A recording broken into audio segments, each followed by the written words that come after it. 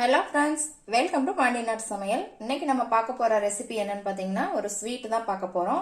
அரிசி பாயாசம் எப்படி பண்றதுங்கிறது தான். பாஸ்மதி அரிசி வச்சு தான் நம்ம இன்னைக்கு பண்ண போறோம். இந்த ஸ்வீட்டை எப்படி பண்ணலாங்கிறத பார்க்கலாம் வாங்க. இந்த வீடியோவை புதுசா பார்க்குறவங்க தயவு செஞ்சு சப்ஸ்கிரைப் பண்ணிட்டு பாருங்க. அப்படியே பக்கத்துல இருக்க பெல் ஐக்கான் பட்டனையும் அமுக்கிடுங்க. நிறைய பேர் சப்ஸ்கிரைப் பண்ணாமையே பார்த்துட்டு இருக்கிறீங்க.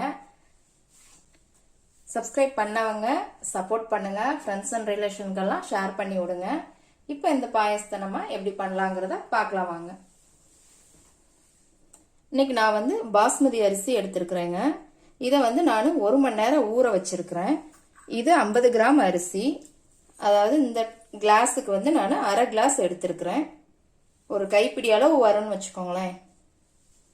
இதை 1 மணி நேரம் ஊற வச்சுக்கலாம்.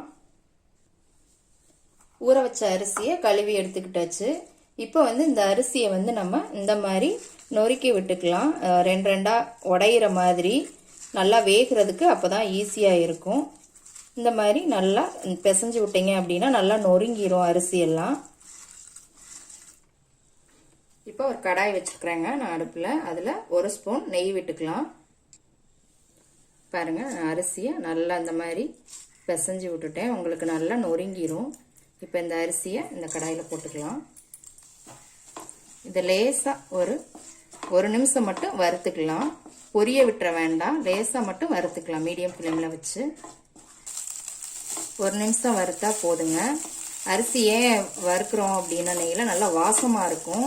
வறுத்துட்டு செஞ்சோம் அப்படின்னா இப்போ போதும். இதோட நம்ம 1/2 லிட்டர் பால் இன்னைக்கு நான் எடுத்துருக்குறேங்க. அதாவது 50 கிராம் அரிசிக்கு 1/2 லிட்டர் பால் கண்டிப்பாக வேணும். அப்போ தான் நல்லா டேஸ்ட்டாக இருக்கும். இது நல்லா கிளறி விட்டுக்கலாம். நல்லா பொங்குற வரைக்கும் கேஸை ஃபுல்லாக வச்சுக்கோங்க. அதுக்கப்புறம் நம்ம சிம்மில் வச்சு வேக வைக்கலாம்.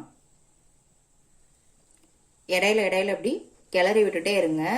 அரிசிங்கிறதுனால உங்களுக்கு அடியில் அப்படியே உட்காந்துக்கும், பிடிச்சிக்கும் கடாயில்.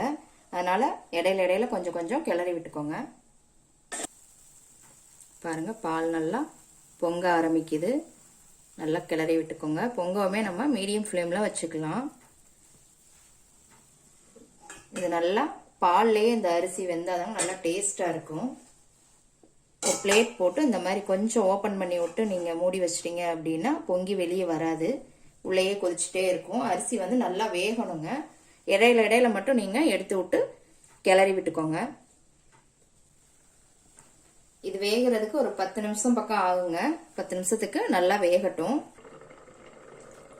பாருங்க, நல்லா வெந்துட்டு இருக்கு அரிசி.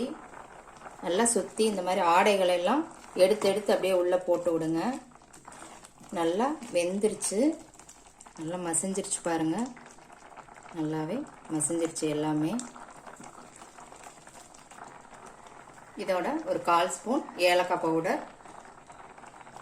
சுகர் எந்த கிளாஸ்க்கு அரிசி எடுத்தோமோ அதே கிளாஸ்க்கு அதே அளவு சுகர் தான், அரிசி எடுத்த அளவே தான்.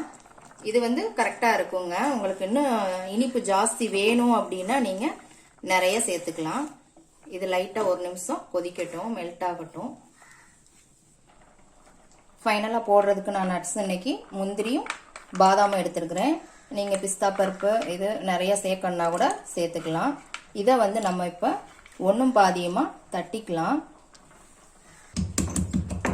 இந்த மாதிரி 1 பாதியமாக மட்டும் தட்டிக்கலாம். ரொம்ப பவுடராக்க வேண்டாம்.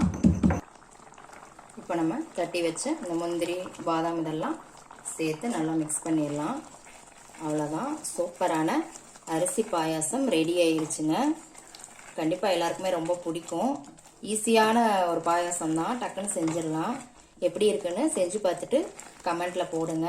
லைக் பண்ணுங்க, ஷேர் பண்ணுங்க, சப்ஸ்கிரைப் பண்ணுங்க. கூடவே பெல் ஐக்கான் பட்டனையும் அமுக்குங்க. மறுபடியும் வேற ஒரு ரெசிபியோட சந்திக்கலாம் ஃப்ரெண்ட்ஸ்.